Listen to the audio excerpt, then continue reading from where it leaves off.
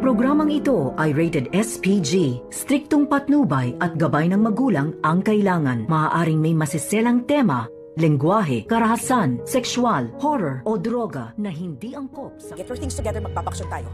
Kinakabahan ako sa lolo mo. Baka magsumbong. Narito na nga ating pakaabangan bukas Biyernes sa Abot Kamay na Pangarap. Nagulat nga ang lahat dito sa sinabi ng attorney ni Don Pepe na kung bakit pinatanggal itong si Zoe sa last of will of testament ng araw na yon bago makidnap itong si Don Pepe. At dito nga nakapagtataka sabi ni Giselle at RJ na kung biglaan daw na inalis itong si Zoe. Sigurado daw itong si RJ at Giselle na may matinding dahilan itong si Don Pepe na kung bakit hindi isinama itong si Zoe sa last will of testament ni Don Pepe.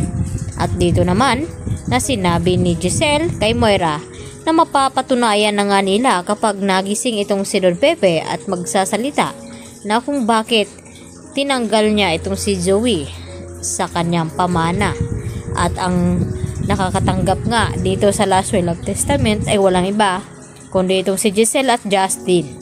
At hindi pa nga sigurado itong si Zoe kung mamamanahan ba ito dahil hindi pa nga napepirmahan ni Don Pepe ang nasabing mana na ibibigay nga dito kay Zoe. At dahil sa takot nga ni Moira, pagkatapos nga nilang malaman tungkol dito sa mga ari-arian ni Don Pepe ay agad niyang tinawagan itong si Zoe at pinapaayos ang kanilang gamit nang sa ganoon magbabakasyon daw muna sila. Dahil natakot na daw itong si Moira baka magising itong si Don Pepe at magsumbong na may kinalaman nga itong si Zoe at Moira sa nangyaring aksidente o kidnapping dito kay Don Pepe. At ito naman ang pinapakiusap ni Giselle kay Eric na sana pagbigyan daw siya na makasama ang kanyang anak kahit isang araw lamang. At dito na sumagot itong si Eric kay Giselle na alam daw niya ang sagot sa kanyang tanong. Dahil nga matindi pa rin ang tampo at galit ni Justin dito sa kanyang ina na si Giselle. At hindi naman niya ito mapipilit dahil nga sa ginawa ni Giselle noon na nagawa niyang ipamigay at ipaampo ng kanyang sariling anak. At dito naman na sinabi ni RJ na hintayin na lamang ni Giselle na humupa itong galit at tampo ni Justin at makakasama niya rin ito. Dahil hindi magtagal ay ito namang si Justin ang mamumuno dito sa Apex Hospital at magiging co-owner. Dahil yun ang pagkasunduan ni Giselle at RJ. Samantala, gusto na nga bumalik ni Lynette dito sa bahay nila ni Carlos nang sa ganon ay harapin na nga ni Lynette ang kanyang trauma upang magiging matapang siya at hindi na siya matatakutin. Kaya agad naman na pinagbigyan ni Carlos itong si Lynette. At dito nga na pumasok sila sa bahay ni Carlos. At dito naman na sinubukan na tanungin ni Carlos itong si Lynette kung sakaling siya daw ang magiging ina ni Zoe ay tatanggapin niya ba daw ito. At kung sakaling siya, Carlos ang maging ama ni Zoe, okay lang ba daw kay Lynette?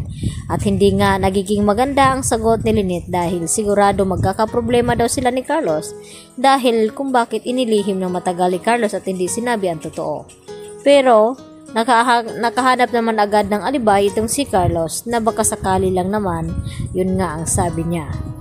At dito rin na tuwang-tuwa na nag-uusap ang mga kaibigan ni Annalyn na ibinalita na nakakabalik na nga sa Apex Hospital itong si Nurse Karen at Nurse Evan at pinabalik daw sila dito ni Ma'am Giselle.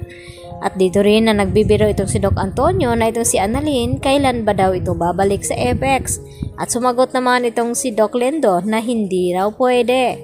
Dahil ang gusto ni Doc Lendo na makakasama niya itong si Annalyn sa Easthridge Hospital. Subalit mas pipiliin ni Annalyn manatili sa Apex dahil gusto niyang personal na maalagaan itong kanyang lolo hanggang sa gumaling. Dahil gusto rin malaman ni Annalyn kung ano ba talaga nangyari dito kay Don Pepe at kung bakit inalis niya sa mana itong si Zoe Tanyag. Yan ang ating pakatutukan bukas mga kapuso. Dito lamang yan sa Abot Kamay na Pangarap.